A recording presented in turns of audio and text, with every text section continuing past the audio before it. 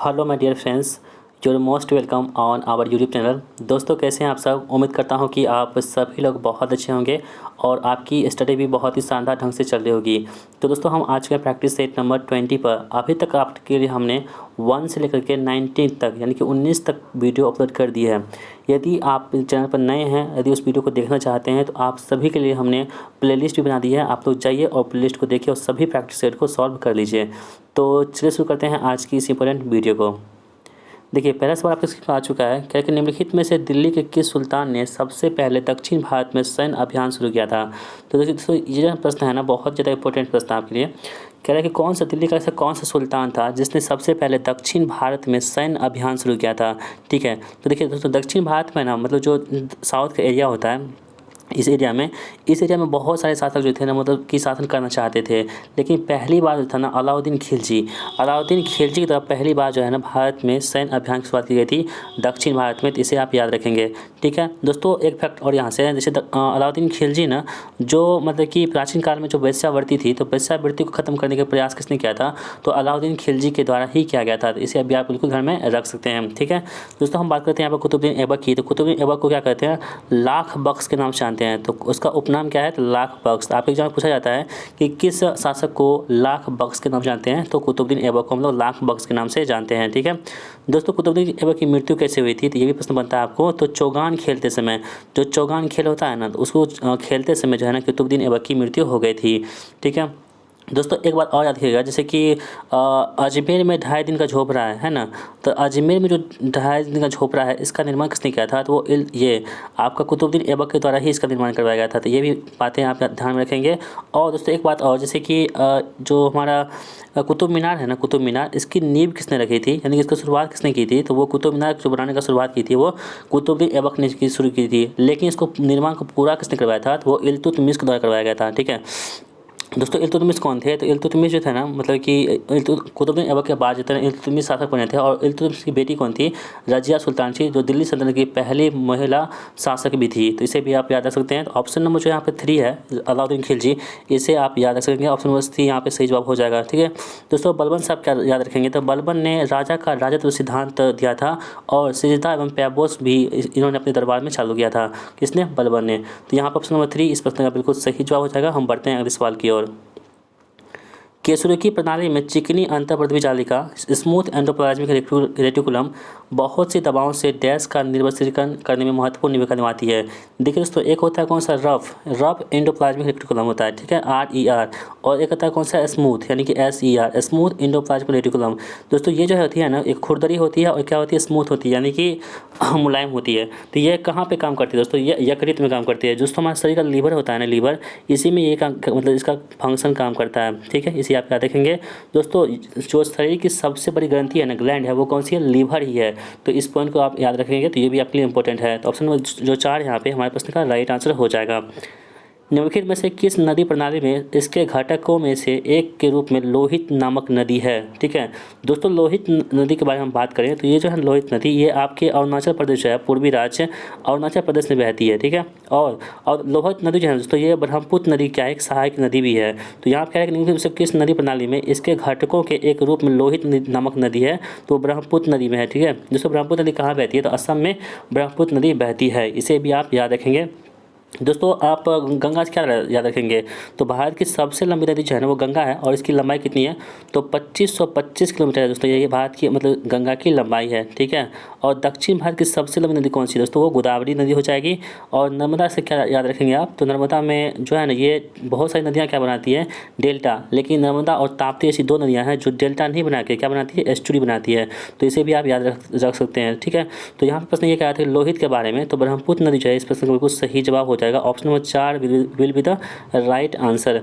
Next question हमारा है, जब कोई पिंड दूसरे पिंड की सतह पर लुढ़कता है तो उसकी गति के प्रतिरोध को किस नाम से जानते हैं?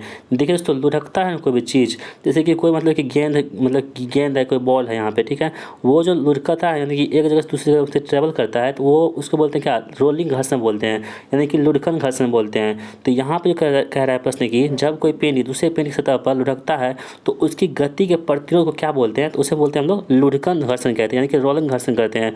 ऑप्शन नंबर 4 यहाँ पर हमारे पास बिल्कुल सही जवाब हो जाएगा।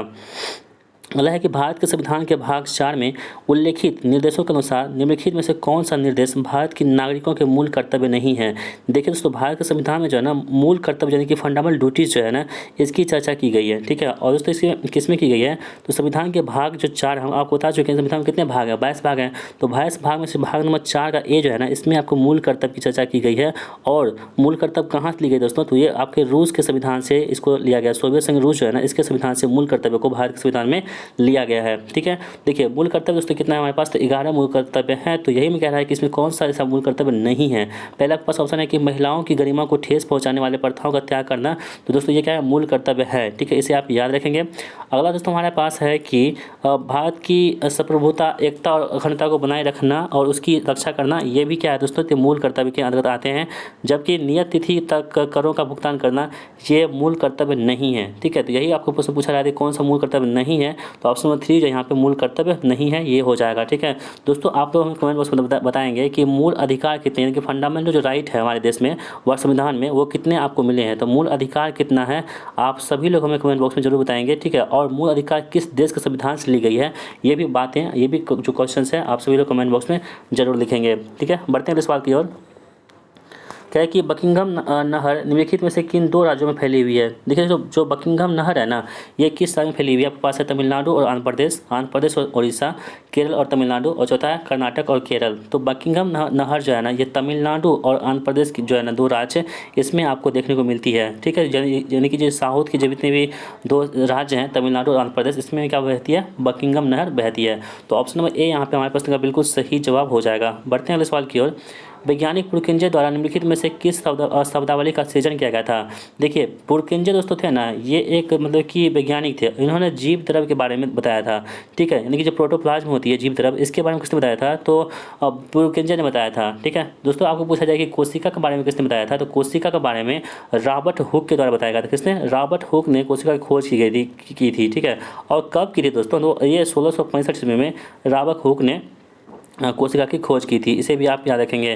दोस्तों लाइसोसोम से आप क्या याद रखेंगे, तो लाइसोसोम क्या होती है, कोशिका में आत्महत्या की थैली होती है वो क्या होती है, लाइसोसोम होती है, ठीक है, सुसाइडल बैग जिसे बोलते हैं। और एक होता है राइबोसोम। राइबोसोम क्या होता है दोस्तों, तो राइबोसोम होती है कोशिका में जो प्रोटीन की फैक्ट्री होती है उसे बोलते हैं हम लोग राइबोसोम के नाम से जानते हैं। तो यहाँ पे क्या है कि वैज्ञानिक पुरकिंजे के बारे में, तो जीव द्रव्य जो है इस प्रश्न का बिल्कुल सही जवाब हो जाएगा, ऑप्शन नंबर 4 यहाँ पे राइट आंसर है। अगला सवाल देख लेते हैं हम लोग। मगध के निम्नलिखित शासकों में से किसके बारे में कहा जाता है कि उन्होंने वज्जी को हराने के लिए बुद्ध की सलाह लेने के लिए बस्कार नाम के अपने मंत्री को भेजा था, ठीक है। तो दोस्तों ये बस्कार जो थे ना ये इंपॉर्टेंट प्रश्न आप सभी के लिए। तो पहले क्वेश्चन को आप ध्यान से पढ़िए। मगध के निम्नलिखित शासकों में से किसके बारे में कहा जाता है कि उन्होंने वज्जी को हराने के लिए बुद्ध की सलाह लेने के लिए बस्कार नामक अपने मंत्री को भेजा था, ठीक है। दोस्तों वो कौन थे, अजातशत्रु थे, ठीक है। अजातशत्रु दोस्तों क्या कहते हैं, पितृहंता के नाम से भी हम लोग जानते हैं मतलब कि इतिहास में, तो इसे आप याद रखेंगे। तो ऑप्शन नंबर ए यहाँ पे हमारे प्रश्न का बिल्कुल सही जवाब हो जाएगा, ठीक है।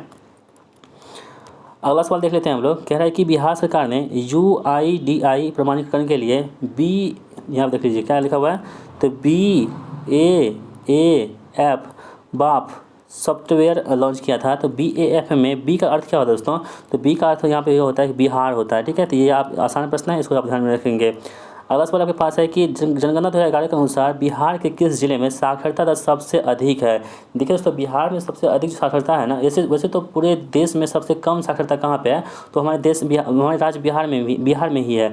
लेकिन बिहार के किस जिले में सबसे अधिक जनसंख्या ये साक्षरता प्रतिशत है, यानी कि लिटरेसी मतलब कि रेट है दोस्तों, वो कहाँ पर, रोहतास में। यानी कि रोहतास दोस्तों को महिलाओं की भी मतलब साक्षरता दर ज़्यादा है और पुरुषों की भी साक्षरता दर ज़्यादा ही है। कहाँ पे, रोहतास में है। दोस्तों रोहतास में कितना % साक्षर है, तो 73.837 जो दोस्तों इतना % आपको रोहतास में क्या है साक्षर व्यक्ति मिल जाएंगे। दोस्तों हम वैशाली की बात कर लेते हैं, तो यहाँ पे तो वैशाली में कितना है आप लोग बताएंगे कमेंट बॉक्स में, ठीक है। और दोस्तों एक बात और याद रखिएगा, सबसे कम जो महिला साक्षरता दर है ना, महिला साक्षरता दर कहाँ पे किस जिला में बिहार के, तो वो है सहरसा जिला में। कहाँ पे, सहरसा जिला में सबसे कम पढ़ी लिखी हुई महिला हैं, ठीक है। तो इसे आप याद रखेंगे। अगला सवाल देख लेते हैं हम लोग। अगला सवाल है आपके पास, ये रीजनिंग का प्रश्न है 11, 19, 59। तो आपको यहाँ बताना है मतलब कैसे हो रहा है ये 11, 19, 59, ठीक है। देखिए दोस्तों आप ध्यान से देखेंगे ना, इसमें क्या हो रहा है, 11 में क्या करना, 11 गुना 2 माइनस कितना कर रहे हैं 3, 11 तो 22 माइनस 3 करके कितना होगा 19 होगा ना, ठीक है। अब दोस्तों 19 में हम क्या करेंगे, यहाँ पे देखिए अपने मन से 2 करेंगे और फिर 11 प्लस 19 हम -1 करेंगे तो यही रूल है। यानी कि 11 19 कितना हो जाएगा यहाँ पे देखिए 2 गुना कितना हो जाएगा 30 हो जाएगा ना, और 30 -1 30 दूनी 60 में से 1 गया कितना 59 बच गया। तो इस प्रकार से आपको क्या देख रहे हैं कि पहले आपको 11 गुना 2 -3 करना है, जो आएगा ना आपके पास 19, देखिए आ गया नहीं है 19, तो 19 में आपको क्या करना है, फिर 2 से गुना करना है, फिर जो पहला और दूसरा को जोड़ करके -1 करना है, आपके पास जो है तीसरा आ जाएगा। उसी प्रकार दोस्तों आप इसमें जो करेंगे तो ऑप्शन नंबर 2 को देखेंगे यहाँ पे देखिए 8 गुना 2 -3 करेंगे ना, 8 दूनी 16 में से 3 का कितना गया 13 बचा ना, आप यहाँ पे 13 देख रहे हैं। ठीक है, अब हम सेम यहाँ क्या करेंगे, यहाँ 2 है ना पहले, तो 2 गुना ये दोनों को जोड़ दीजिए 18 3 24, आज 24 -1 तो 24 दूनी 48 में से 1 गया कितना बचेगा, सॉरी 24 दूनी कितना हो गया यहाँ पे 8 दूनी 16, 1 मिनट 13 8 कितना होता है 8 3 11 सॉरी 21 हुआ ना, 21 दूनी 42 में से 1 गया कितना बचा 41 बचेगा ना। तो ऑप्शन नंबर 2 है यहाँ पे हमारे प्रश्न का बिल्कुल सही जवाब हो जाएगा। दोस्तों ये प्रश्न आपको बताना है कहाँ पे, कमेंट बॉक्स में। ठीक है, हम आपसे एक प्रश्न छोड़ते हैं, तो आज भी हम छोड़ रहे हैं आप लोगों के लिए, इसका आंसर आप सभी लोग कमेंट बॉक्स में हमें जरूर बताएंगे। अगला सवाल देख लेते हैं हम लोग। उस विकल्प का चयन कीजिए जिसका तीसरे शब्द से वही संबंध है जो शब्द पहले शब्द का दूसरे शब्द से है। चमगादड़, चित्कार, कंगारू से क्या होगा। देखिए तो चमगादड़ की आवाज़ होती है ना, चमगादड़ की आवाज़ वो कैसी होती है, चित्कार होती है। उसी प्रकार से आपके कंगारू की आवाज़ कैसी हो जाएगी, तो कंगारू की आवाज़ हो जाएगी वो घुरघुराना होती है, से कंगारू की आवाज़ होती है। अगला सवाल देख लेते हैं हम लोग। वर्जन को ऐसे लिखा जाता है, ठीक है, उसी प्रकार से आपको यहाँ पे दे रखा है कि टीयरफुल को ये लिखते हैं, उसी प्रकार से लोकेलिटी को हम क्या लिखेंगे। ठीक है, तो देखिए इसमें क्या हो रहा है ना, आप देखिए n की वैल्यू कितनी होती है 14 से क्या हुआ 3 बढ़ के 17 हो गया ना, यानी कि आप यहाँ यहाँ से शुरुआत कीजिए पीछे से और आगे बढ़ाते चलिए। तो +3 के यहाँ पे देखिए वो कितना होता है 15, यहाँ कितना दे रखा 12, यानी कि -3 हो गया। फिर हम आगे बढ़ते हैं, i कितना होता है 9, यहाँ पर देखिए कितना हो गया 12 +3 हो गया। फिर देखिए r कितना होता है 19, इतना यहाँ कितना हो गया 21 -19 हो गया। s कितना होता है 19 होता है ना, तो यहाँ पे कितना है 1 तो आप यहाँ पे क्या देख पा रहे हैं दोस्तों कि +3 और -3 +3 -3 हो रहा है। तो इसी चीज़ को हम यहाँ पे फॉलो कर देंगे किसमें, लोकेलिटी में। तो क्या हो जाएगा ना, देखिए y कितना होता है हमारे पास, y होता है कितना 25 में हम 3 जोड़ेंगे कितना हो जाएगा हमारे पास 28 हो जाएगा। यानी जो चीज़ 28 शुरू होगा ऑप्शन वही हमारे पास का आंसर होगा। तो 28 ये शुरू हो रहा है क्या, ये हो रहा है पहला वाला, दूसरा हो रहा है क्या, नहीं हो रहा है, ये नहीं होगा। आगे बढ़ते हैं, 28 से तीसरा शुरू हो रहा है, हाँ ये हो सकता है। और देखिए 28 से चौथा शुरू हो रहा है क्या, नहीं, यानी कि आपके पास 2 ऑप्शन कट चुके हैं। अब आपके पास 2 ऑप्शन बचे हैं, देख लीजिए। आगे बढ़ते हैं, देखिए प्लस हम पहले प्लस के, अब बारी किसकी है, माइनस करने की बारी है। तो टी कितना होता है 20 होता है, 20 में से हम 3 घटाएंगे कितना बचेगा 17 बचेगा, यानी कि 18 के बाद 17 होना चाहिए था। ठीक है, 18 के बाद 17 यहाँ पर भी है, यहाँ पर भी है। आगे बढ़ते हैं हम, आई कितना होता है 9 में से हम क्या करेंगे 3 को मतलब कि 3 जोड़ेंगे तो 9 3 कितना हो जाएगा 12 हो जाएगा, यानी कि 28 17 12 जो यहाँ पर होगा वही प्रश्न का आंसर होगा। तो 28 17 यहाँ पर 6 दिखाती है, नहीं होगा। तो बचा कौन, ऑप्शन नंबर ए बच गया, यही हमारे प्रश्न का आंसर हो गया। बढ़ते हैं अगले सवाल की ओर। उस वेन आरेख का चयन कीजिए जो निम्नलिखित वर्गों के मध्य संबंध का सर्वश्रेष्ठ चित्रण करता है। देखिए गाजर है, सब्जी है, आलू है, आपको बताना है इसमें कौन सा संबंध सही है। तो देखिए दोस्तों, ये बड़ा वाला है ना, बड़ा वाला, देखिए ये गाजर और आलू किसके अंतर्गत आएंगे, तो सब्जी के अंतर्गत आएंगे।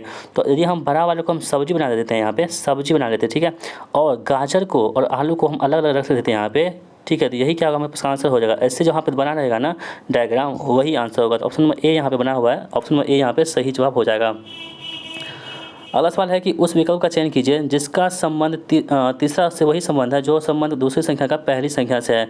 देखिए 6 से 24 कैसे हो रहा है, यहाँ पे 6 से 24 कैसे हो रहा है, आप यदि ध्यान से देखेंगे दोस्तों यहाँ पे, तो 6 से 24 हो रहा है ना, वो 6 गुना 2 का स्क्वायर कीजिएगा ना, तो कितना होगा 6 गुना 4 कितना 24 हो गया ना।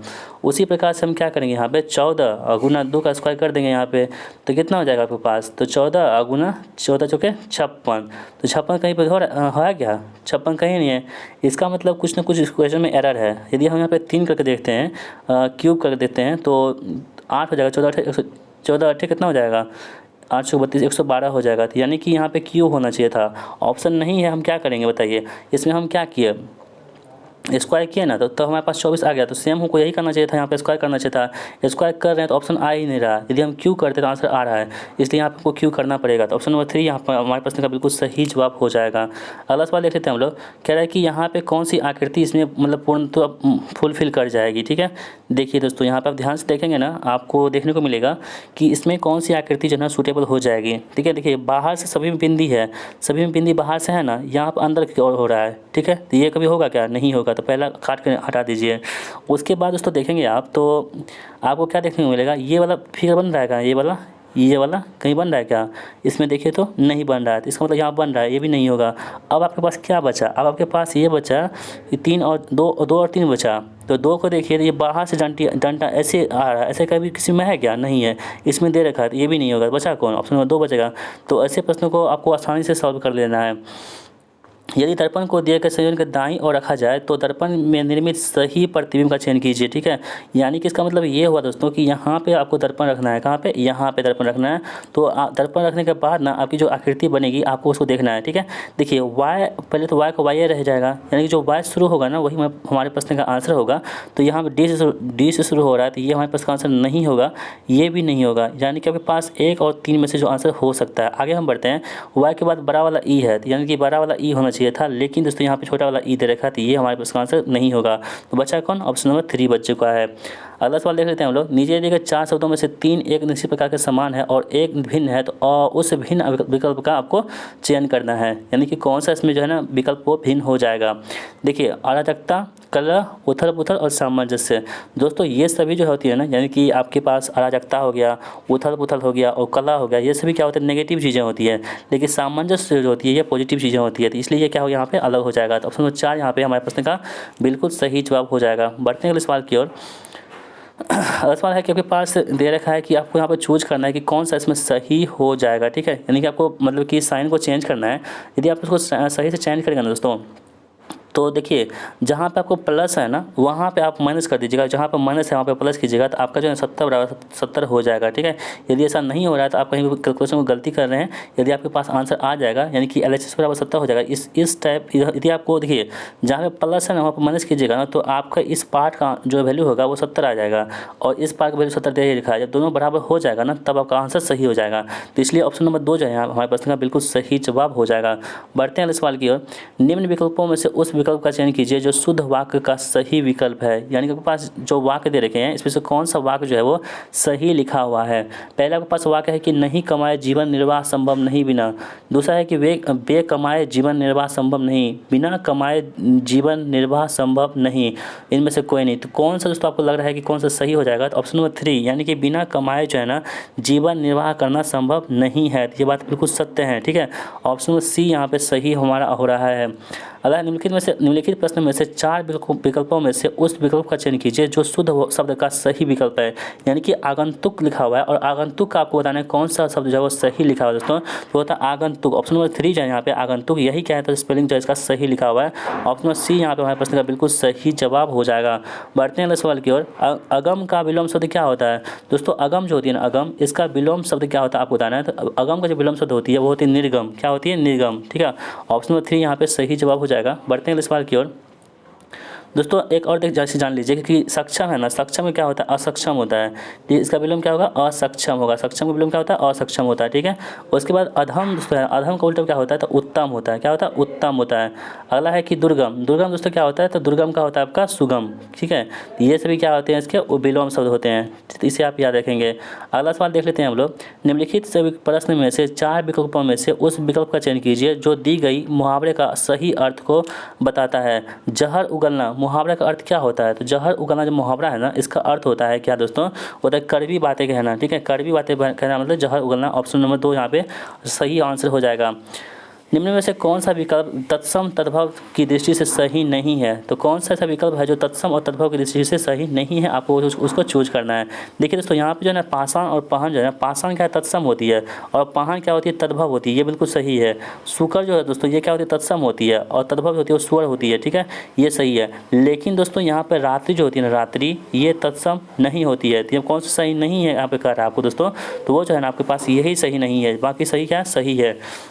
ठीक है दोस्तों। रात्रि जो होती है ना वो तत्सम होती है और रात क्या होते हैं यहाँ पे दोस्तों, रात्रि क्या होते हैं, तत्सम होते हैं और निशा नहीं होगा दोस्तों, यहाँ पे रात होगा। ठीक है, ये तो सही है, रात्रि तत्सम होते हैं, ये बात सही है, लेकिन निशा दोस्तों तद्भव नहीं होता है, रात तद्भव होता है। ठीक है, तो इसे आप याद रखेंगे। तो ऑप्शन नंबर 2 यहाँ पे हमारे पास का बिल्कुल सही जवाब हो जाएगा। अगला सवाल है आपके पास है कि इंग्लिश का सवाल है और आपको यहाँ पे बताना है कौन सा सिनोनिम्स। देखिए पेनेसिया मतलब क्या होता है, पेनेसिया मतलब दोस्तों क्या होता है कि रामबाण, यानी कि मतलब कि एक ऐसी दवाई जिसका मतलब कि एक ऐसी दवाई जिसका मतलब कि सभी बीमारी में इसका इलाज हो सके, काम हो सके, उसे बोलते हैं पेनिसिया बोलते हैं। ठीक है, उसे रामबाण के नाम से जानते हैं। ऑप्शन नंबर 2 यहाँ पे क्योर ऑल, ये सभी क्या होते हैं, रामबाण के अर्थ होते हैं। ऑप्शन नंबर 2 यहाँ पे हमारे पास का बिल्कुल सही जवाब हो जाएगा। हम बढ़ते हैं अगले सवाल की ओर। कह रहा है डिटेस्ट, डिटेस्ट का आपको बताना है कौन सा अपोजिट मीनिंग। दोस्तों सबसे पहले आप जानिए कि डिटेस्ट मतलब होता क्या है। देखिए इसका मतलब होता है घृणा करना, यानी किसी से हम घृणा करते हैं ना, यदि इससे क्या करते हैं, जलन होती है हमको किसी से, उसे क्या बोलते हैं, हम लोग घृणा करना बोलते हैं। तो घृणा करना का उल्टा क्या होगा दोस्तों, तो क्या होगा, जैसे हम प्यार करना, पसंद करना। तो एडोर मतलब क्या होता है दोस्तों, वो होती है पसंद करना या प्यार करना। तो इसे आप याद रखेंगे, बहुत ज़्यादा इंपॉर्टेंट प्रश्न है आप सभी के लिए। दोस्तों बढ़ते हैं अगले सवाल की ओर। अगला सवाल देख लेते हैं हम लोग। 4 words are given out of the which only one word is spelled correctly, choose the correctly spelled word। यानी कि आपको 4 ऑप्शन दे रखे हैं यहाँ पे, और कौन सा ऐसा वर्ड है जो स्पेलिंग में सही लिखा हुआ है, आपको वो चूज करना है।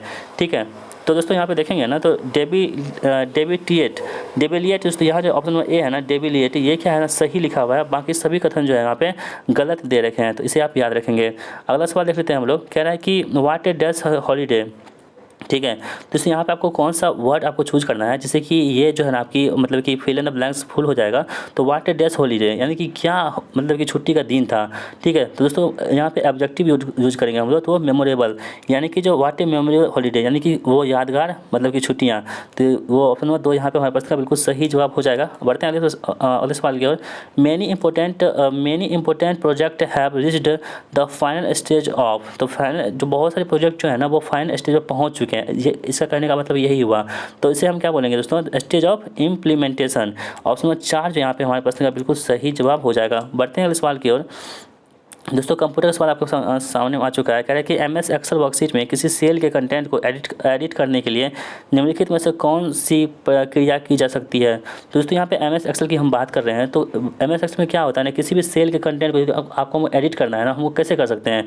तो किसी भी MS एक्सेल में किसी भी सेल के कंटेंट को एडिट करने के लिए हम लोग क्या करते हैं, सेल पर डबल क्लिक करते हैं। ठीक है, तो उससे क्या होता है कि आपको एडिट का ऑप्शन खुल जाता है, आप उसे एडिट कर सकते हैं। ठीक है, अपने हिसाब से। अगला क्वेश्चन हमारे पास है कि MS एक्सेल वर्कशीट में वर्कशीट के कितने भाग में जूम बार दिखाई देता है। तो MS एक्सेल वर्कशीट में जो वर्कशीट के किस भाग में जो है ना जूम बार दिखाई देता है दोस्तों, तो वो भाग कौन सी होती है, तो बॉटम राइट में होती है। ठीक है, बॉटम राइट में क्या होती है, जूम भाग दिखाई देती है, जिससे आप क्या कर सकते हैं, किसी भी मतलब चीज़ को आप जूम आउट जूम इन कर सकते हैं। ठीक है, अगला सवाल देख लेते हैं हम लोग। कह रहा है कि निम्नलिखित में से कौन सा सांप्रतिक करैक्टर ईमेल आईडी का एक भाग होना चाहिए। तो दोस्तों ईमेल आईडी का भाग कौन सा होना चाहिए, आप लोग जानते होंगे, जैसे कि मेरा ईमेल आईडी क्या है, तो जैसे कि अंडरस्टूड स्टडी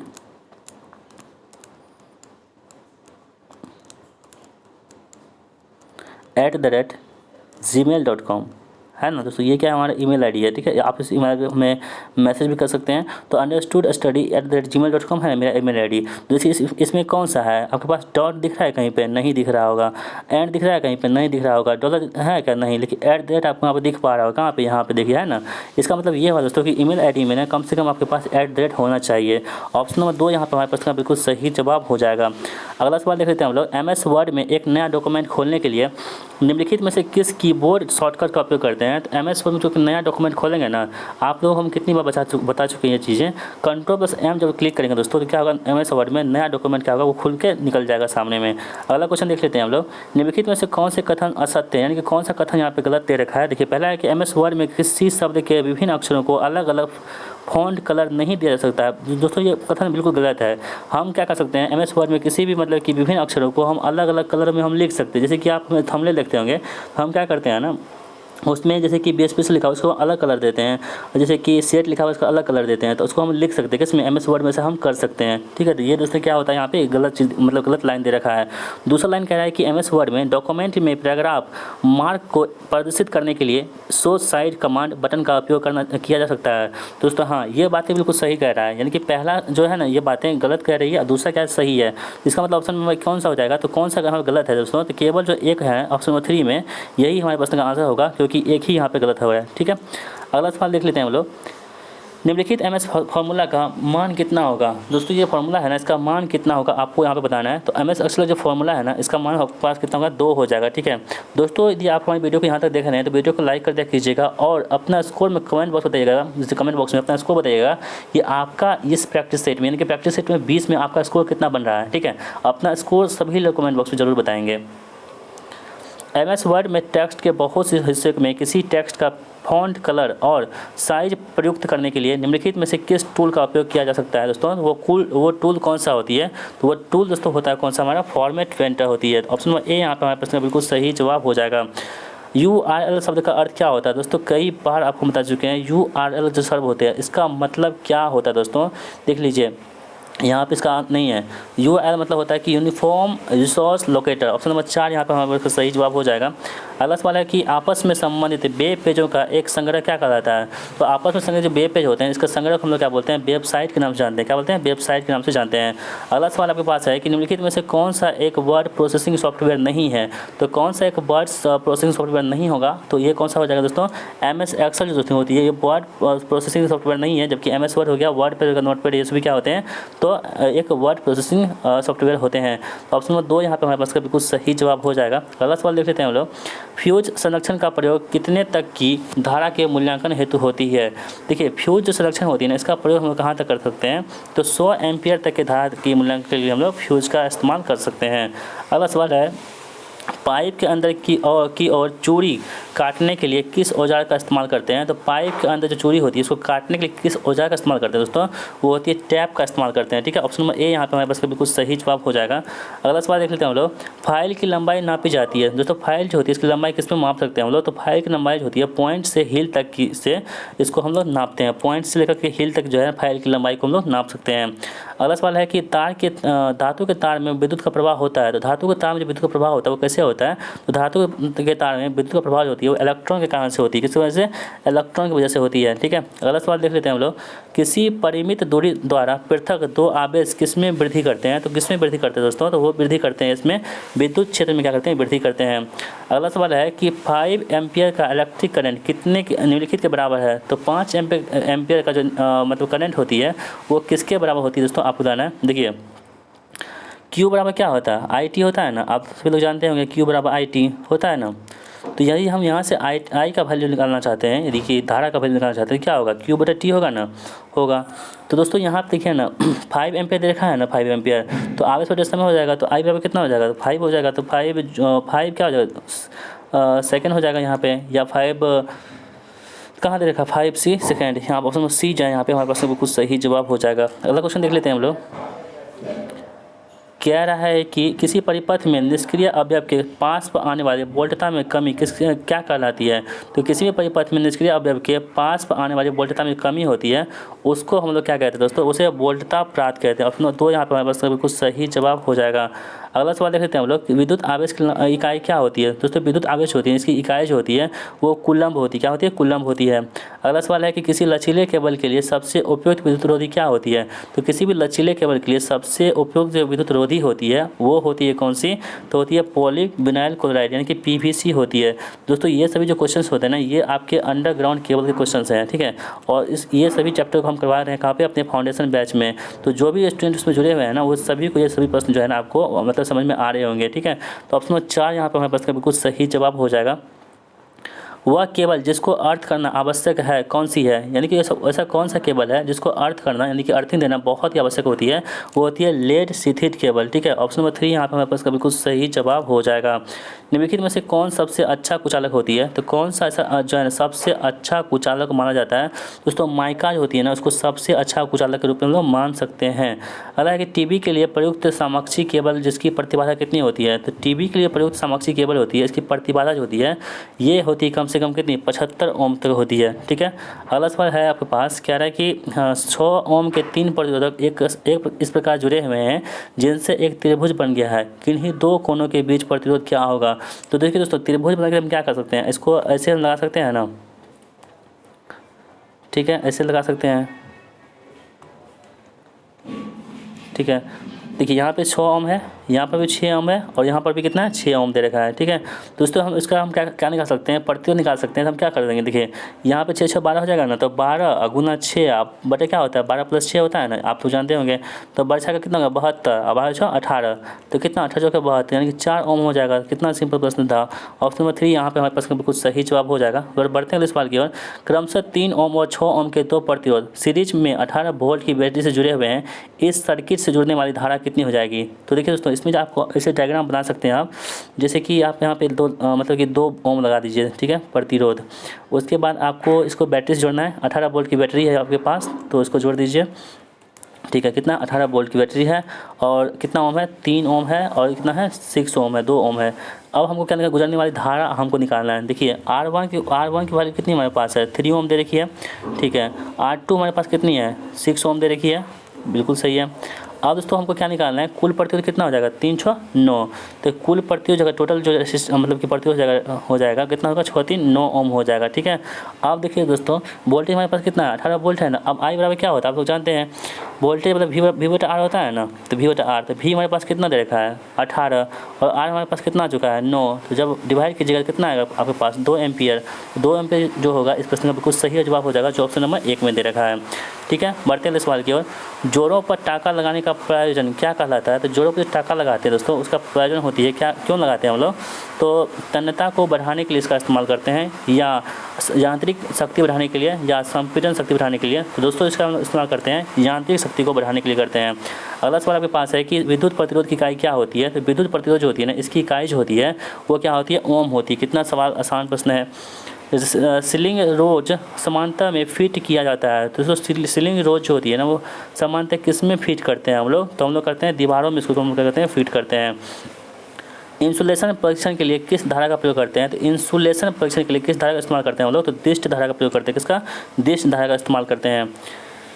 कारों में निम्नलिखित एम्पियर घंटा क्षमता की बैटरियों का इस्तेमाल करते हैं। जो कार होते हैं, तो कार में हम क्या करते हैं, कौन से मतलब कितने एम्पियर क्षमता की जो बैटरी का इस्तेमाल करते हैं दोस्तों कार में, तो हम लोग करते हैं कितना 30 से 60 AH की बैटरी होती है, इसकी इस्तेमाल हम लोग कर सकते हैं एम्पियर घंटा। चार्जिंग के समय लेड एसिड सेल विद्युत ऊर्जा को परिवर्तित करता है। तो चार्जिंग के समय जो है ना, लेड एसिड सेल जो होती है विद्युत ऊर्जा को किस में परिवर्तित करती है, तो दोस्तों वो रासायनिक ऊर्जा में क्या करती है, परिवर्तित कर देती है।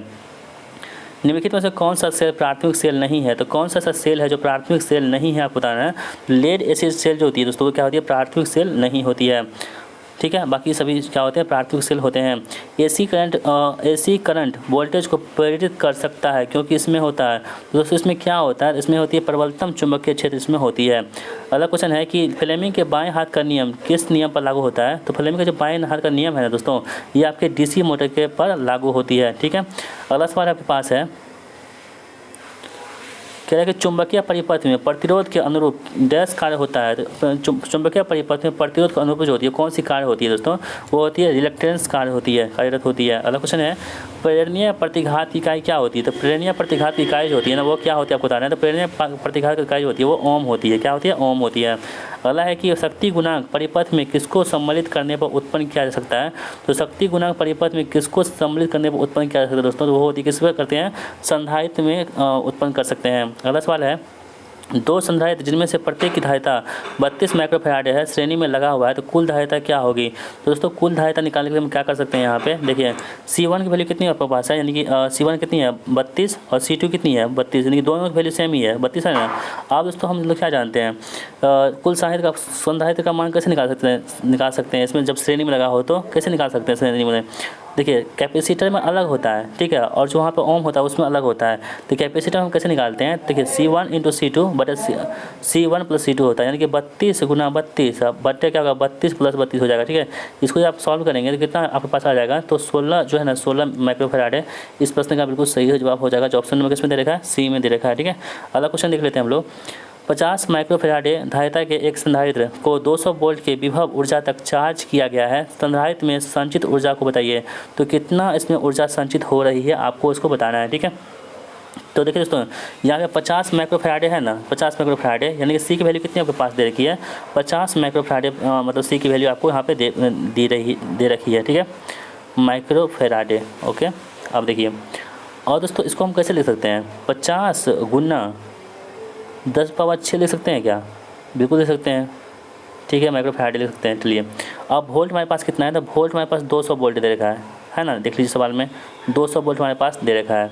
ठीक है, अब दोस्तों इसमें जो एनर्जी स्टोर हो रहा है ना, यानी कि कितनी चार्ज किया जा रहा है इसमें, उसका क्या होता है, एनर्जी स्टोर जो करेगा दोस्तों इसमें होती है वो होती है 1/2 CV²। आप लोग जानते होंगे। तो इसमें हम क्या करेंगे ना, इसी फार्मूला में सभी मतलब कि इसी फार्मूला में जितने भी मतलब वैल्यू है सभी को हम पुट कर देंगे। तो देखिए 1/2 है ना, सी का मान कितना हमारे पास है, तो 50 गुना 200 पावर कितना 6 है ना, ये सी की वैल्यू होगी। और भी की वैल्यू कितना हो जाएगा, 200 है, तो 200 गुना 200 हो जाएगा ना, क्योंकि भी का स्क्वायर यहाँ पे कर रहा है। ठीक है, तो दोस्तों इसे आप कैलकुलेशन करेंगे ना, आपके पास जो है ना 1 जूल आ जाएगा। ठीक है, कितना 1 जूल आ जाएगा। जो ऑप्शन नंबर किस में दे रखा है, ऑप्शन नंबर ए में दे रखा है, तो ऑप्शन नंबर ए यहाँ पे हमारे पास बिल्कुल सही जवाब हो जाएगा। ठीक है, बढ़ते हैं अगले सवाल की ओर। 3 एम्पियर का धारा वाहक 1 हेनरी प्रेरकत्व निम्न की ऊर्जा संचित करेगी। तो कितनी ऊर्जा संचित करेगी दोस्तों, इसका क्या फॉर्मूला होता है, 1/2 L²। कितना होता है, L हेनरी पे स्क्वायर होता है ना।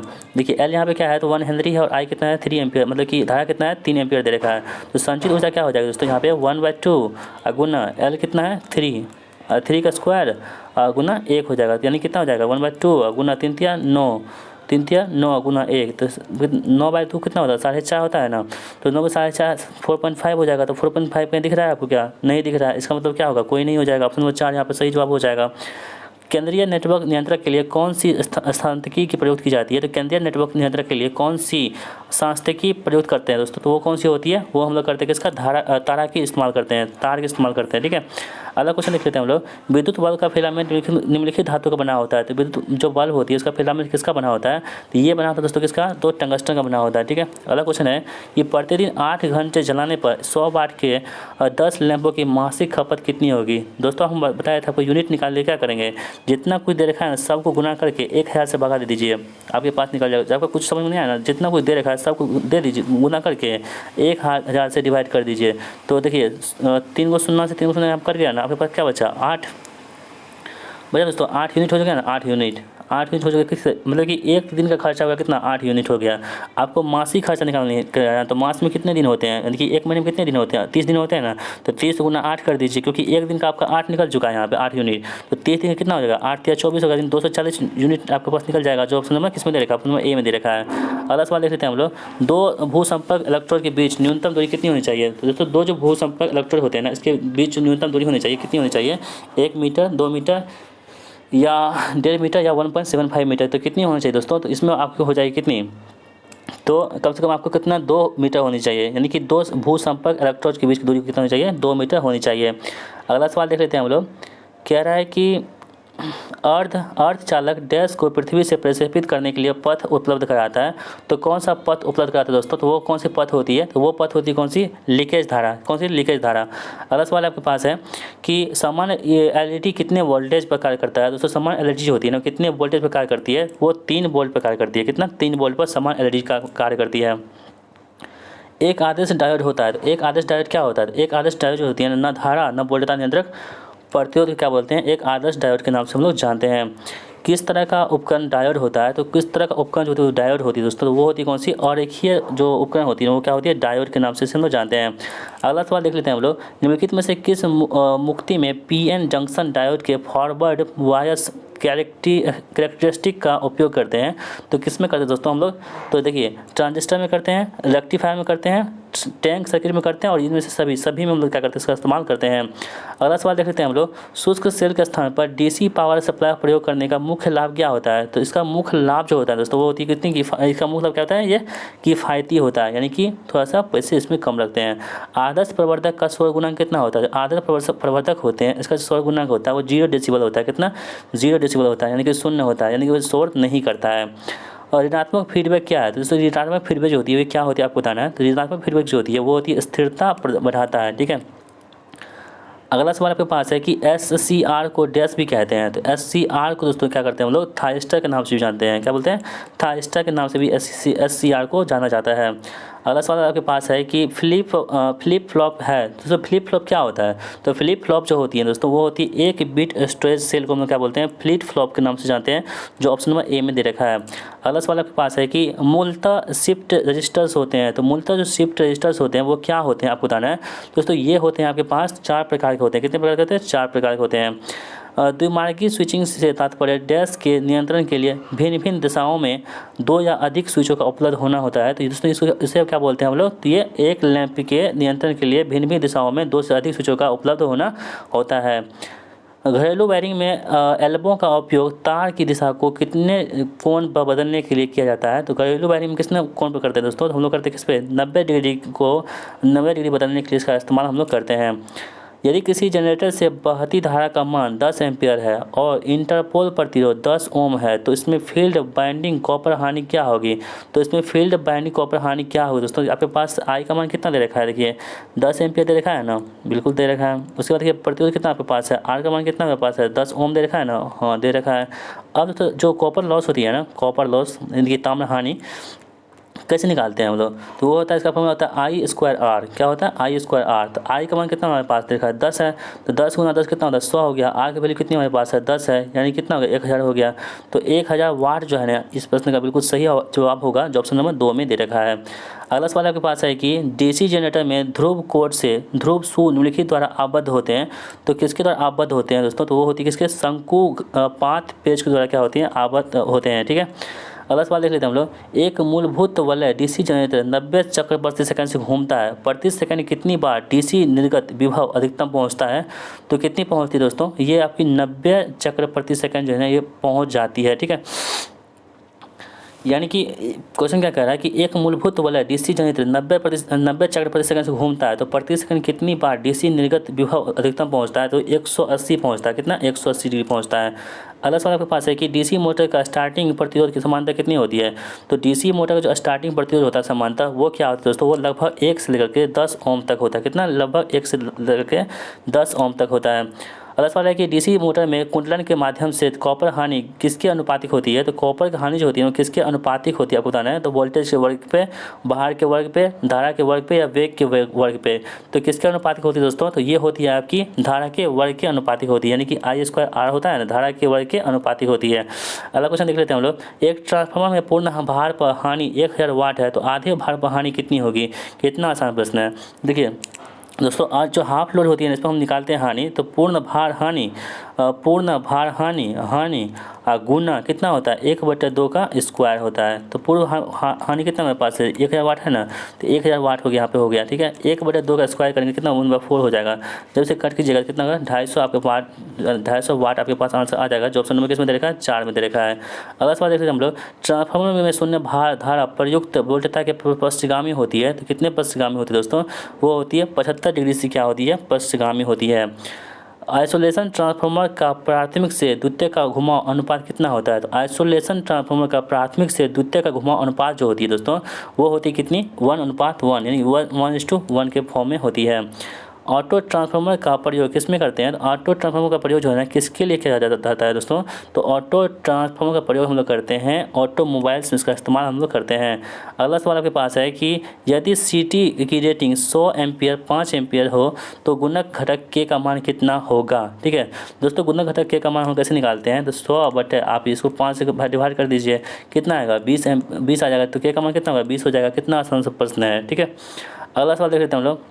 निम्नलिखित में से किसका माप पोटेंशियोमीटर से नहीं किया जा सकता है। तो किसका माप जो है ना पोटेंशियोमीटर से हम लोग नहीं कर सकते हैं।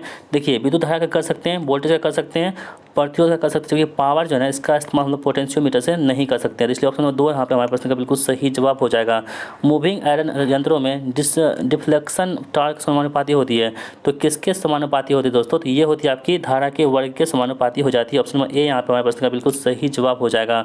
यदि किसी व्हीटस्टोन ब्रिज में पी मतलब पावर कितना 10 ओम है। ठीक है, क्यू बराबर कितना है 100 ओम है, एस बराबर 60 ओम है, तो अज्ञात प्रतिरोध आर का मान कितना हो जाएगा। ठीक है, इसको बताना है आपको। देखिए इसमें क्या क्या दे रखा है, पी का मान कितना हमारे पास है, देखिए जो पी का मान हमारे पास कितना है 10 ओम है ना। ठीक है, क्यू का कितना, क्यू है 100 ओम है ना, बिल्कुल 100 ओम है। एस कितना हमारे पास है 60 ओम है ना, 60 ओम। ठीक है, देखिए दोस्तों क्या होता है ना, पी बटे क्यू बराबर क्या होता है ना, आर बटे एस होता है। हमको यहाँ पे क्या निकालना है, आर की वैल्यू निकालनी है। तो क्या हो जाएगा, पी एस बटे क्यू नहीं हो जाएगा, यानी कि 10 गुना 60 बटे 100 नहीं हो जाएगा। यदि आप कट कीजिएगा तो 0 कट जाएगा, यहाँ पे ये भी कट जाएगा, यानी कि 6 आपके पास आएगा ना, 6 ओम जो है इस प्रश्न बिल्कुल सही जवाब हो जाएगा, जो ऑप्शन नंबर ए में दे रखा है। और दोस्तों आज की इस वीडियो का लास्ट प्रश्न हम लोग देख लेते हैं यहाँ पे कह रहा है कि वेयरिंग ख़राब होने की वजह से मोटर डैश गति से चलने लगती है। तो बैरिंग ख़राब होती है ना, तो मोटर जो होती है वो धीमी गति से चलने लगती है, यानी कि ऑप्शन नंबर ए यहाँ पे हमारे पास बिल्कुल सही जवाब हो जाएगा। तो दोस्तों प्रैक्टिस सेट नंबर 20 को हमने यहाँ पे कवर कर लिया है। दोस्तों आपको हमारी मेहनत पसंद आती है तो वीडियो को लाइक कर दिया कीजिएगा, और इस वीडियो को अपने दोस्तों में शेयर जरूर कीजिएगा, ठीक है। दोस्तों वीडियो बनाने में बहुत मेहनत लगती है, तो प्लीज़ दोस्तों वीडियो को शेयर जरूर कीजिएगा। कम से कम 5 मित्रों में आप लोग ना 5 ग्रुप्स में, जो व्हाट्सएप ग्रुप होते हैं, आपके टेलीग्राम ग्रुप होते हैं, उन सभी में कम से कम 5 लोगों के साथ इस वीडियो को शेयर जरूर कीजिएगा, ठीक है। तो हमारी मेहनत जो है वो सफल हो जाएगी। तो दोस्तों मिलते हैं नेक्स्ट प्रैक्टिस सेट के साथ, तब तक के लिए जय हिंद, वंदे मातरम।